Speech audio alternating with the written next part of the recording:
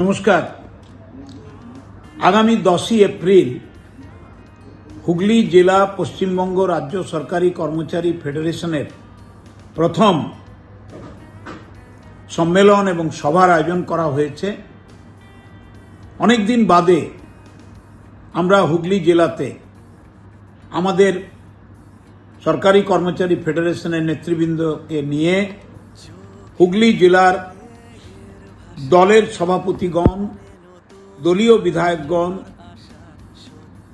এবং আমাদের সাংসদ, জেলা পরিষদের কর্মকর্তাগণ, জেলা পরিষদের সভাধিপতি সমেত সবাইকেই আমন্ত্রণ জানাচ্ছি এবং আমাদের সম্মানীয় যারা মন্ত্রী রয়েছেন আমাদের রাজ্য সরকারের, তাদের সবাইকে বিনীতভাবে আবেদন জানাচ্ছি এই সম্মেলনে যোগদান করুন।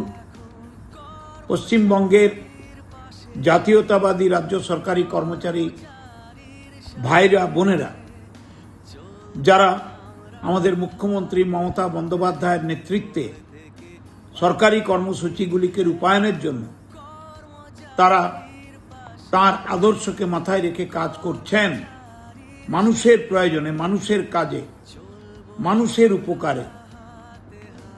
এই সম্মেলন তাদেরও এক নতুন দিশা দেখাবে। আমি এবং আমাদের রাজ্য আহ্বায়ক শ্রী প্রতাপ নায়েক এবং আমাদের রাজ্য স্টিয়ারিং কমিটির সদস্যরা থাকব।